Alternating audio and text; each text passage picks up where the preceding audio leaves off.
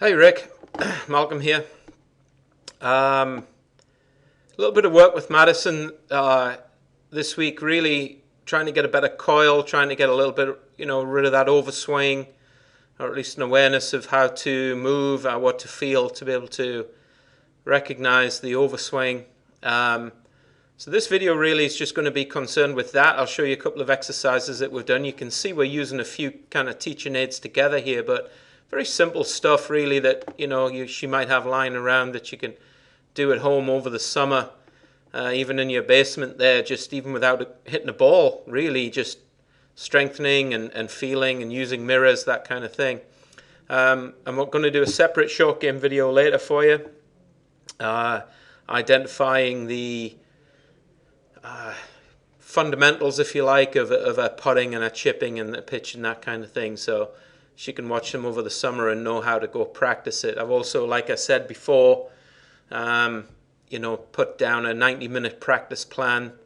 My expectation for Madison is that she follows that 90-minute practice plan when she goes to the practice range at the golf course, and gets the most out of her time spent. Expectation also is that she plays a lot of tournaments, and we expect her to do very well in those tournaments, to do much better in those tournaments. With the right support that we're all giving her, and the freedom to go and play, the freedom of her mind to be able to go and play, I think she should do a lot better. So anyway, on with this video. Again, addressing the overswing. So what we've got here, Rick, is we've got the toe turned out here, as we always have, but I've got a little bit of a wedge under the foot right here, so that you can kind of stop swaying a little bit, get it more into rotation and turning. The blue ball is to help her identify that the lower body does hold a resistance. It doesn't just, turn as much as the upper body does. It has a little resistance. And the band, as you might be able to just see, this green band that we have here that is attached to her foot and the golf club, that's going to help her really get a feeling of coiling her body and finishing the arm swing much shorter. So the drill here, as she goes back, she won't hit this golf ball. It's just a drill. It's a feeling that she's generating. All right, she starts to stretch the band. You can see the right hip turning. You can see the lower body stabilizing. You can see that the core is turning, and the upper body isn't swaying back. It isn't dipping. It isn't leaning left.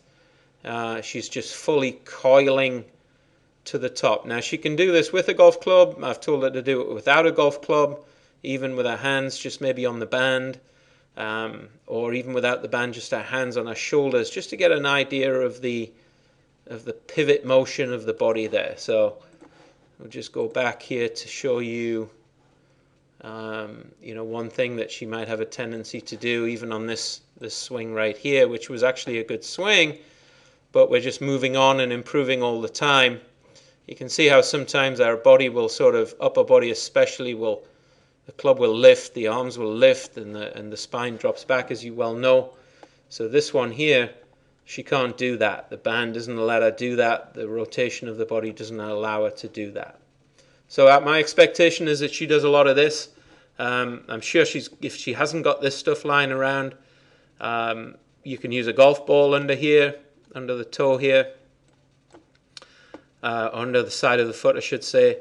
You can easily get a beach ball or something to replace this ball here, or pop to Walmart and find a ball like this. And this is actually her band that she's using here. So she has that band that we've given her to be able to do this exercise. From here, again, this is a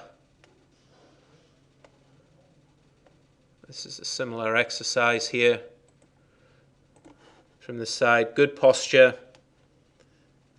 ball between her arms. She doesn't have the band on this one, so we'll see how she coils the body up here, nice and short, no overswing there, arms finishing when the body finishes, pivot's good, club obviously comes down in a good line right here. Look at the right foot rocking in, no hopping forward on this one, club exiting on a pretty good path, and a pretty nice looking follow through right here to finish in good position. So much better practice swings, much better pivot going back here, not as lifty.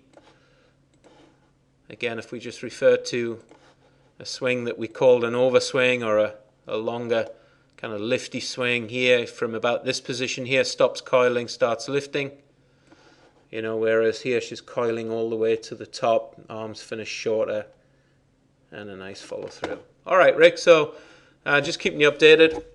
She's been working on that, so you should be able to see some of that stuff starting to come into the swing, or at least attempting to come into the swing. And I'll follow on next week with the short game stuff for you. Thanks, Rick.